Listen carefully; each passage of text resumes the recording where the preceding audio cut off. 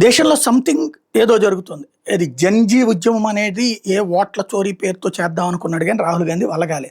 కానీ మన మణిపూర్‌లో మెయితీ, కుకీ తెగల మధ్యన ఘర్షణల వెనకాలన విదేశీ శక్తులని, దాని వెనకాల కాంగ్రెస్ పార్టీ సపోర్ట్ ఉంది. అట్లాగే లడఖ్‌లో జరిగినటువంటి వాంగ్‌చుక్ వ్యవహారంలో కాంగ్రెస్ పార్టీ ప్రత్యక్షంగా శాటిలైట్ ఫోన్లతో గొడవలకు దిగింది. అక్కడ హింసాకాండని ప్రేరేపించింది. అట్లాగే బీహార్‌లో మొన్న చేద్దాం అనుకుంది, కంట్రోల్ అయింది. అట్లాగే లడఖ్‌లో జరిగినటువంటి హింసాకాండని కేంద్రం కంట్రోల్ చేయగలిగింది. కానీ హింస అయితే ప్రారంభించారు కదా! ఆ మధ్యన రైతుల పేరుతో ఉద్యమాలు, ఖలిస్తానీల పేరుతో ఉద్యమాలు, ఇట్లా రకరకాలైనటువంటి ఇష్యూస్ నడుస్తా వస్తున్నాయి. క్రమంగా ఇవి పెంచుకెళ్ళేటటువంటి ప్రక్రియ జరుగుతోంది. దీని వెనకాలైతే ఖచ్చితంగా సంథింగ్ విదేశీ శక్తులు వస్తుంది. ఇప్పుడు ఐ లవ్ మొహమ్మద్ అనేటటువంటి ఊరేగింపులు ఇప్పుడు అకస్మాత్తుగా ఎందుకు జరిగింది? ఏదైనా ఏ రంజాన్ సందర్భంగా ప్రారంభించారా?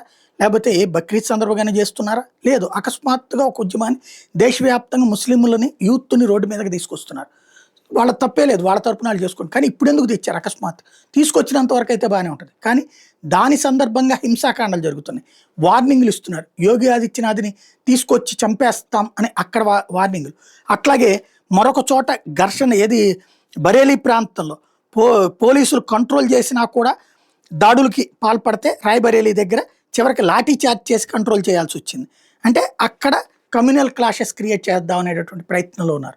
దేశంలో మొత్తం అగ్గి రాజేసే ప్రయత్నం చాలా సీరియస్గా జరుగుతుంది. అంతర్జాతీయ శక్తులు కూడా కూర్చుని ఉన్నాయి. వీటన్నిటి వెనకాల ఉంటున్నాయి. భారతదేశంలో అల్లకల్లోలం చేసేసి ఒక నేపాల్ లాగా, ఒక ఏదైతే బంగ్లాదేశ్ లాగా తయారు చేయాలన్నటువంటి కుట్రలు జరుగుతున్నాయి అనడానికి సాక్ష్యం. దాంట్లో అడ్వాంటేజ్ తీసుకోవాలని కాంగ్రెస్ పార్టీ ప్రయత్నిస్తోంది అన్నది ప్రత్యక్షంగా కనబడుతోంది.